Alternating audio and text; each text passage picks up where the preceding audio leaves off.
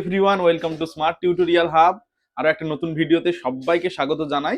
এটা প্রধানত আমাদের প্রশ্ন বিচিত্রা সিরিজ। এই সিরিজে তুমি তোমার ক্লাসের প্রশ্ন বিচিত্রার সমস্ত মডেল স্কুলগুলো পরপর সলভ করা অবস্থায় পাবে। তো খুব ভালোভাবে মন দিয়ে ভিডিওটা দেখো, প্রশ্ন বিচিত্রার পেজটা সুন্দরভাবে সলভ করে নাও, তোমার প্রশ্ন বিচিত্রায় দাগিয়ে নাও এবং বড় বড় প্রশ্নগুলো বা যেগুলো ডেসক্রিপটিভ প্রশ্ন রয়েছে সেগুলো চটপট করে খাতায় লিখে ফেলো, প্রয়োজন হলে স্ক্রিনশট করে নাও। যারা আমাদের চ্যানেলে নতুন, চ্যানেলটা চটপট করে সাবস্ক্রাইব করে ফেলো আর পাশে থাকা বেল আইকনটা প্রেস করে দাও যাতে আমাদের সমস্ত ভিডিওর আপডেটস তোমাদের কাছে পৌঁছে যায়। প্রশ্ন বিচিত্রা সিরিজ ছাড়াও কিন্তু আমাদের শ্রুতি সিরিজ, টনিক সিরিজ, তোমাদের নর্মাল যেগুলো ক্লাসের সিরিজ রয়েছে সবগুলো দেখতে হবে, খুব মন দিয়ে পড়াশোনা করতে হবে। তোমাদের আলাদা প্লে লিস্ট করা রয়েছে, সেই প্লে লিস্ট থেকে চটপট করে তোমাদের ক্লাসের সমস্ত ভিডিওগুলো দেখে ফেলো, ঠিক আছে? আর একটা বিষয় রয়েছে, সেটা কি, আমাদের ভিডিওগুলো একটু একটু বেশি করে শেয়ার করতে হবে, কারণ স্মার্ট টিউটোরিয়াল হাব চ্যানেলের সদস্য সংখ্যা বাড়াতে হবে। আমরা সবাই মিলে খুব ভালো রেজাল্ট করছি কিন্তু এবছরে। তোমাদের যে ক্লাসের সিরিজগুলো দেওয়া রয়েছে সেগুলো করলে, তার সঙ্গে প্রশ্ন বিচিত্রা, তার সঙ্গে শ্রুতি সিরিজ, তার সঙ্গে টনিক সিরিজ করে যদি তুমি পরীক্ষা দিতে যাও, পরীক্ষায় সম্পূর্ণ নম্বর পাওয়া থেকে কিন্তু তোমাকে কেউ আটকাতে পারবে না। আর কি, যারা শুধুমাত্র পাশ করতে চাইছো, যে আমি খুব ভালো করে পড়াশোনা করা হয়নি, পরের সেমিস্টার থেকে ভালো করে পড়বো বা পরের সামেটিভ থেকে ভালো করে পড়বো, তারা কিন্তু টনিক সিরিজটা ভালো করে দেখে যাও। টনিক না খেলে পাশ করবে না তুমি ভালো ছেলে, ঠিক আছে? তাহলে আর কথা বলবো না, চটপট করে তোমরা প্রশ্ন বিচিত্রা পেজটা দেখে ফেলো। আজকে তোমাদের সঙ্গে আমি আলোচনা করে নেব ক্লাস 10 অর্থাৎ মাধ্যমিকের যে 2027-এর ভলিউম 1 আছে, সেই ভলিউম 1 এর জিওগ্রাফির 1 নম্বর স্কুলটা। তো জিওগ্রাফির 1 নম্বর স্কুলের ক্ষেত্রে আমাদের বিভিন্ন টেক্সট বুক থেকে আমরা সলভ করেছি এবং আমাদের সঙ্গে আছে রায় মার্টিন এবং সাকসেসের সহায়িকা, ঠিক আছে? তো দেখে নাও তোমরা জিওগ্রাফি ফার্স্ট স্কুল সলভের আগে তোমাদের সঙ্গে সিলেবাসটা আলোচনা করে নিই। তোমাদের প্রথম পর্যায়ক্রমিক মূল্যায়ন অর্থাৎ ফার্স্ট সামেটিভে থাকছে গ্রুপ এ তে বহু বিকল্প ভিত্তিক উত্তরধর্মী প্রশ্ন, অতি সংক্ষিপ্ত উত্তরধর্মী প্রশ্ন, সংক্ষিপ্ত উত্তরধর্মী প্রশ্ন, সংক্ষিপ্ত ব্যাখ্যামূলক উত্তরধর্মী প্রশ্ন আর দীর্ঘ উত্তরধর্মী প্রশ্ন। মোট থাকবে তোমাদের 40 নাম্বার। এর থেকে প্রাকৃতিক ভূগোল যেটা আছে সেটা তোমাদের বহির্জাত প্রক্রিয়া তাদের দ্বারা সৃষ্ট অভিনব অর্থাৎ ফার্স্ট অধ্যায়টা থাকবে, ঠিক আছে? এর থেকে 4টে এমসিকিউ, 4টে এসিকিউ, 2টো 2 নম্বরের কোশ্চেন, 3টে 1 নাম্বার, 5টা একটা 5 নাম্বারের আর একটা 3 নম্বরে থাকছে, মোট 20 নাম্বার। এবং আঞ্চলিক ভূগোল থেকে থাকছে ভারতের চ্যাপ্টার খুব বড়, ওর মধ্যে অনেকগুলো পার্ট আছে। তার মধ্যে তোমাদের থাকছে ভূমিকা, মানে ভারতের যে ভূমিকা সেটা, ভারতের প্রাকৃতিক পরিবেশ, ঠিক আছে? এর থেকেও থাকছে 20 নাম্বার, মোট 40 নাম্বার, ঠিক আছে? তো ফার্স্ট 1 নম্বর স্কুলটা দেখে নেওয়া যাক। দেখো, তো দেখে নাও তোমাদের স্কুল একের দাগের কোশ্চেনটা কি বলেছে। ভূমির সম উচ্চতায় সাধারণ তল গঠনের প্রক্রিয়া হলো, এটা গ হবে পর্যায়ন। আরোহণ ও অবরোহণের মিলিত ফল পর্যায়ন, অর্থাৎ ভূমি সমতলীকরণ করে, ঠিক আছে? তারপরের কোশ্চেন কি বলেছে, ভারতের একটি পিরামিড চূড়ার উদাহরণ হলো, এখানটায় উত্তর হয়ে যাবে ক নীলকণ্ঠ। তার মাশরুম শিলা বলা হয়, এটা উত্তর হবে গৌড়কে, গ। ল্যাটেরাইট মৃত্তিকার অন্যতম ফসল হলো, এখানটায় ঘয়ের উত্তরটা হবে চীনা বাদাম। তো রাজস্থানের লবণাক্ত হ্রদকে কি বলা হয়, এখানটা অপশন ক হবে রান, ঠিক আছে? তারপরে ভারতের প্রমাণ দ্রাঘিমা রেখার মান কত, এটা আমরা অনেক ক্লাসেই পড়ে এসেছি, তো টেনেও আমাদের যেহেতু দিয়েছে সেহেতু ক হবে 82 ডিগ্রি 30 মিনিট পূর্ব, ঠিক আছে? আর এই যে 88 ডিগ্রি 30 মিনিট পূর্ব, এটা কি কলকাতার দ্রাঘিমা, ঠিক আছে? মনে করে রাখবে। ভারত ও চীনের সীমারেখাকে কি বলা হয়, এখানটা ম্যাকমোহন লাইন আছে, Durand line, 949 parallel, Radcliffe line, ঠিক আছে? এখানটা ভারত ও চীনের মধ্যে যেহেতু বলেছে, ভারত ও চীনের মধ্যে কি আছে, ম্যাকমোহন লাইন। আর র্যাডক্লিফ লাইন কার মধ্যে আছে, এটা ভারত আর পাকিস্তানের মধ্যে, ঠিক আছে? তারপর মানলাদ কথাটির অর্থ হলো পাহাড়ি দেশ, ঠিক আছে? তারপরের কোশ্চেনটা দেখে নাও কি বলেছে, 2 দাগের 1 গ্রুপ ক বিভাগ ক কমপ্লিট। এবার গ্রুপ মানে বিভাগ খ 2-1 কোশ্চেনটা কি বলেছে, ভারতের উচ্চতম লবণাক্ত হ্রদের নাম হলো উলার, এটা অশুদ্ধ। তারপরের কোশ্চেন কি বলেছে, তো তারপরে তোমরা দেখে নাও 2-1 কি বলেছে, ঝাড়খণ্ডের ক্রান্তীয় চিরহরিত অরণ্য দেখা যায়, ঠিক আছে? ঝাড়খণ্ডে ক্রান্তীয় চিরহরিত অরণ্য, এটাও অশুদ্ধ হয়ে যাবে। তারপরের কোশ্চেন কি বলেছে, ব্রহ্মপুত্র নদ উৎপত্তি স্থলে সাংপো নামে পরিচিত, এটা তোমাদের শুদ্ধ হবে। ব্রহ্মপুত্র নদ উৎপত্তিস্থলে সাংপো নামেই পরিচিত। তারপরে কোশ্চেন কি বলেছে, জলপ্রপাতের পাদদেশে মন্থকূপের সৃষ্টি হয়। জলপ্রপাতের পাদদেশে মন্থকূপের সৃষ্টি হয়, এটা অশুদ্ধ। জলপ্রপাতের পাদদেশে প্রপাতকূপ সৃষ্টি হয়। তারপর এটা কি বলছে, 2-1-5, বহির্জাত প্রক্রিয়া অতি ধীরে সংঘটিত হয়, এটা শুদ্ধ হয়। আর একটা কোশ্চেন তোমরা মাথায় রাখবে, এই বহির্জাত প্রক্রিয়া যেটা আছে, বহির্জাত প্রক্রিয়ার মূল উৎস যেটা, সেটা কিন্তু সূর্য। ঠিক আছে। তারপর 2-1 দেখো, ড্যাশ নদীর উচ্চ প্রবাহ ও মধ্য প্রবাহ সংযোগস্থল গড়ে ওঠে। পলল শঙ্কু।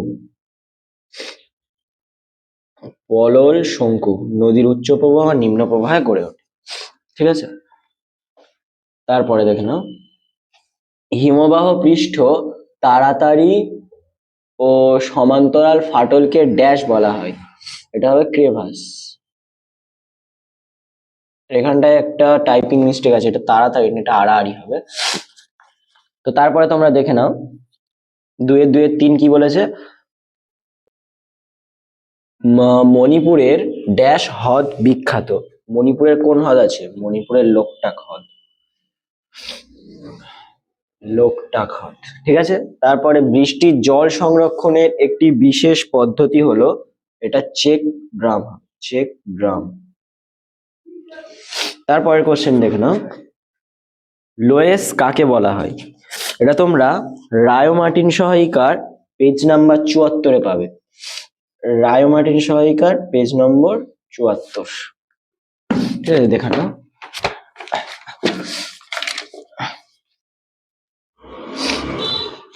দেখে নাও তোমরা এখানটায়,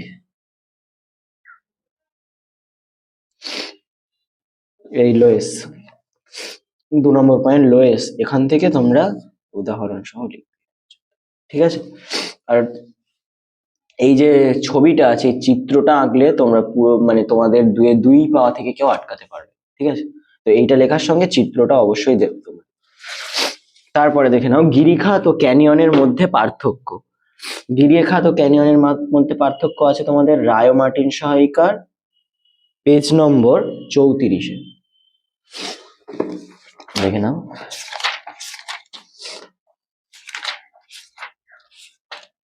পেজ নম্বর 34-এ গিরিখাত ও ক্যানিয়নের মধ্যে পার্থক্য,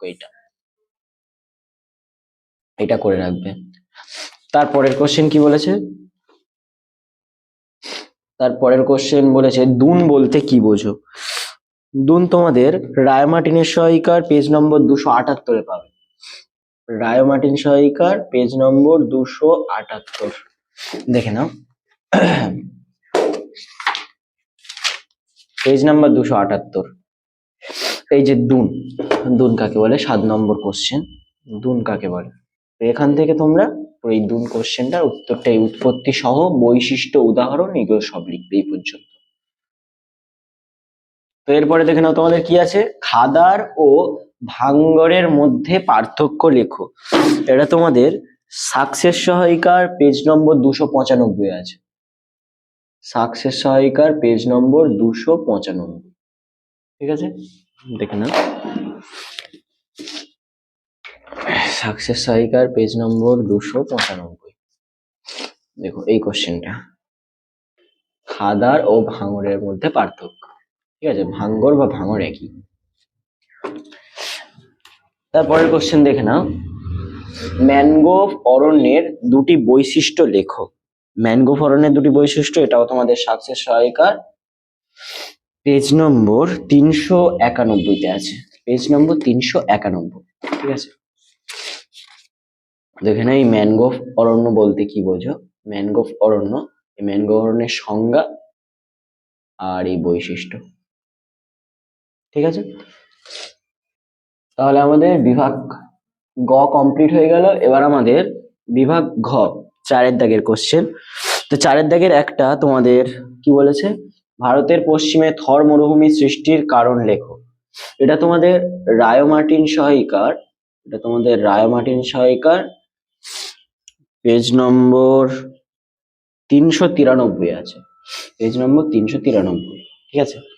তারপর এর সঙ্গে অথবা কি বলেছে, ভারতের অধিকাংশ পূর্ববাহিনী নদীতে বদ্বীপ গড়ে উঠেছে কেন? এটা তোমাদের সাকসেস সহায়িকার 318 পেজে আছে, 7 নম্বর কোশ্চেন। সাকসেস সহায়িকা 318 দেখে নিতে পারো তোমরা। দক্ষিণ ভারতের পূর্ববাহিনী নদীগুলি মোহনায় বদ্বীপ গড়ে উঠেছে কেন? ঠিক আছে, এই কোশ্চেন।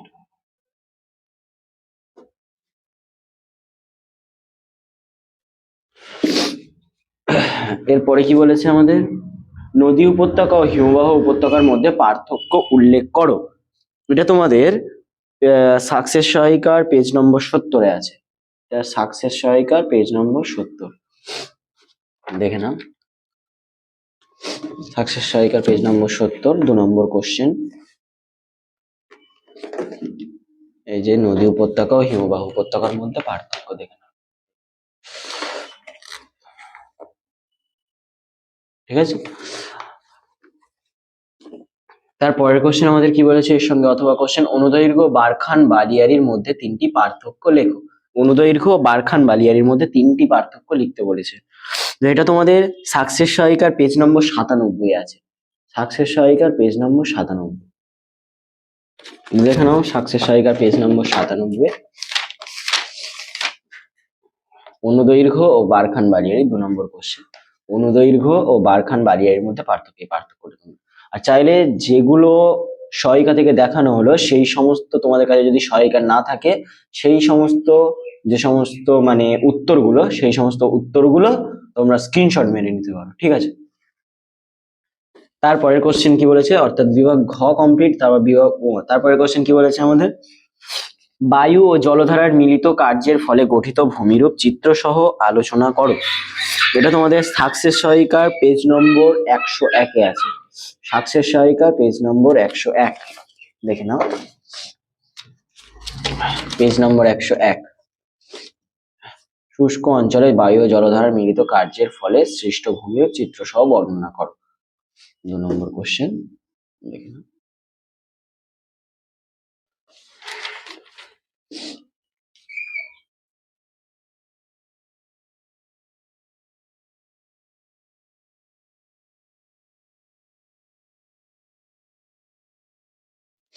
ঠিক আছে, তারপরের কোশ্চেন কি বলেছে, পৃথিবীব্যাপী জলবায়ু পরিবর্তন গঙ্গা পদ্মা মেঘনা বদ্বীপের সক্রিয় অংশ কিভাবে প্রভাবিত করেছে আর উল্লেখ করো। এটা তোমাদের সাকসেস সহায়িকার পেজ নম্বর 40 আছে। এর একটা অনুরূপ কোশ্চেনও আছে যে সুন্দরবন অঞ্চলের ওপর বিশ্ব জলবায়ুর প্রভাব আলোচনা করো। পেজ নাম্বার 40 আমরা চলে যাই, দেখে নাও।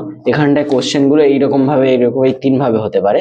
একটা, সুন্দরবন অঞ্চলে পৃথিবীব্যাপী জলবায়ুর পরিবর্তনের প্রভাব কিরূপ। তারপর পৃথিবীব্যাপী জলবায়ু পরিবর্তন গঙ্গা পদ্মা মেঘনা বদ্বীপের সক্রিয় অংশকে কিভাবে প্রভাবিত করেছে। তারপর আর একটা অথবা কোশ্চেন হতে পারে, সুন্দরবন থেকে মানুষ চলে আসছে, কারণ ব্যাখ্যা করো। ঠিক আছে, তোমরা এই কারণগুলো লিখবে, এই কটা কারণ লিখে নাও।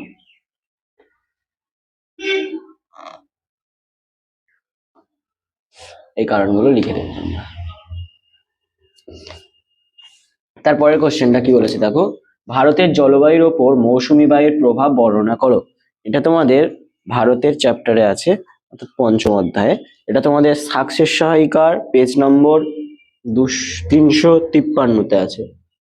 সাকসেস সহায়িকার পেজ নম্বর 353।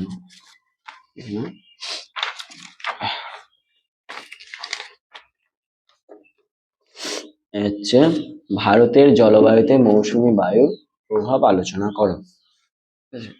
এই পয়েন্টগুলো তোমরা দেবে, ঋতু পরিবর্তন বা ঋতু পর্যায়, তারপর গ্রীষ্মকালীন উষ্ণতা ও আবহাওয়া, শীতকালীন উষ্ণতা ও আবহাওয়া, গ্রীষ্মকালীন বায়ুচাপ, তারপর এবারে আছে শীতকালীন বায়ুচাপ, গ্রীষ্মকালীন ও শীতকালীন বায়ু প্রবাহ, অন্যান্য প্রবাহ, বৃষ্টিপাতের উপর প্রভাব।